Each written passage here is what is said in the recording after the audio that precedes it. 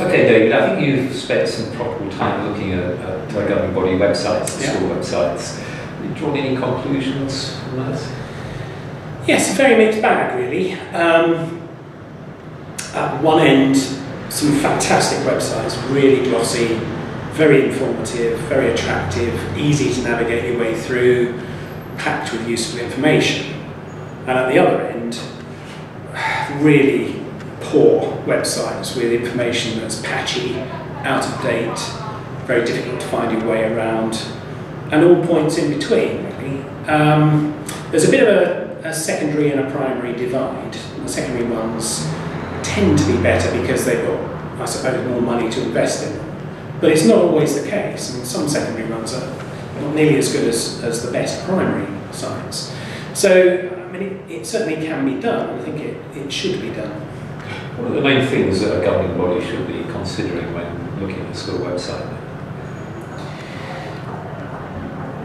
I think to look at it as a parent, primarily, and ask yourself, what message is this giving us about our school?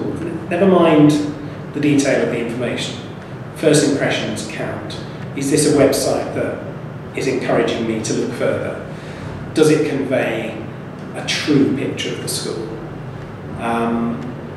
As I said before, how easy is it to find your way around? I mean, a classic test is to try to find the information about governance on a school website. Because I tried that with 30 different websites, and in some cases it was very easy. It was there, governors were listed on the menu at the side. In other cases, you had to look long and hard to find it, and in one case I think it was buried deep in something called administration. No, that's not the way to do it. But do you think that's a sign that, in fact, governing bodies haven't got too involved with their school websites? Yeah, absolutely. A lot depends on whose job it is in school, and in some cases you get the impression that this was something that the school felt should be done, and it was done, and they haven't really looked at it since. And it wasn't driven by the governing body, or if it was, the governing body didn't seem to think the governing body itself was important. So yeah, I think the governing body really needs to take a very close look, particularly nowadays with the new demands from Ofsted and from the DFE on what should be on there. Because websites now seen as a prime means of communication. I mean, there's been a big shift there. I mean, do you think also schools are good at actually informing parents of that, or they just tend to put it up there? I think people will find their own call. Again, it's very patchy. The best sites are current and they're updated at least weekly, and somebody in the school has that job of making sure it's bang up to date.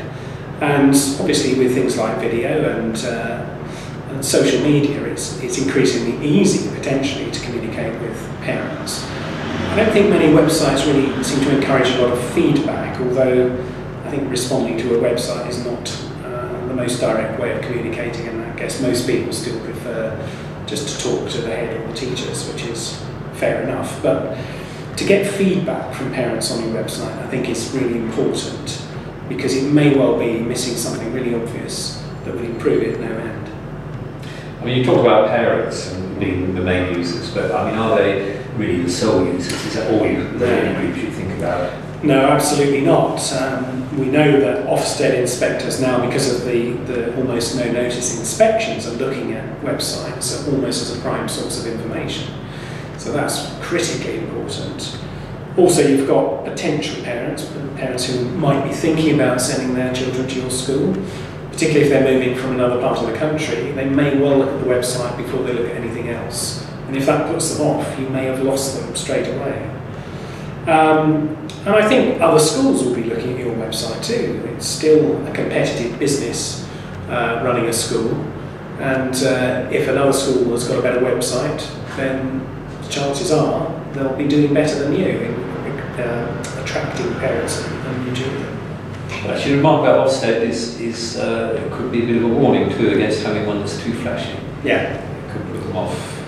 Yeah, I mean, I found when I was looking at some of the best websites, my natural scepticism was suggesting to me that this might be hiding something that perhaps wasn't as good as appeared on the website.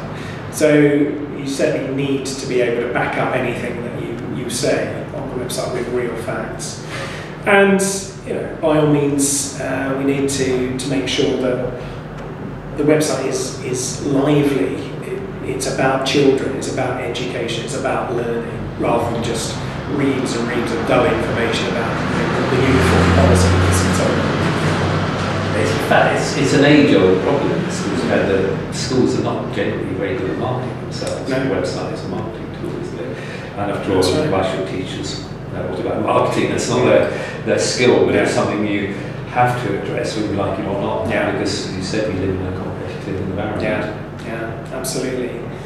And I think it's worth asking the children as well to take a critical look at the website and provide a bit of feedback from their perspective, because it's as much their school as it is anybody else's.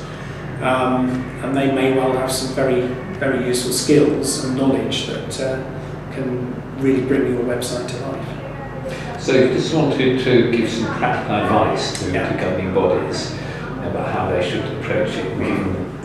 They should be too hands-on or too hands-on with it. What would you say to them? Unless you've got a governor who's particularly skilled in the area, I wouldn't necessarily assume that the governors would be updating the website, and probably they wouldn't have that access anyway directly.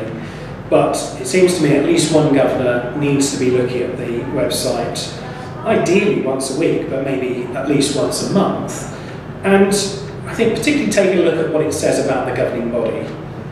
As I've said before, is it easy to find information about the governors? If it is, what does it say about them? Is it a fairly dry and dusty cut and paste job from the Guide to the Law that says this is what governors do? Is it a series of pen portraits with pictures? Are there bits of video of governors talking about the role? Because this is a prime recruitment tool for governors. Savvy parents will be looking at the website and they'll cotton on to the section on governance, I think, particularly when there are vacancies. And they'll be looking at that and saying, well, is this a governing body I want to join? So that's a question you have to ask yourself. Looking at your own website, what does it say about governors?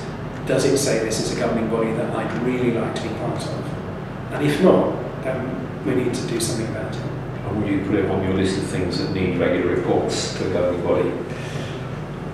I'm not sure about a regular report, but certainly, it needs somebody monitoring and letting the governors know if there are issues and basically getting on with it, because one of the worst things you can do with the website is to let it go out of date, and they go out of date very, very fast. Thank you.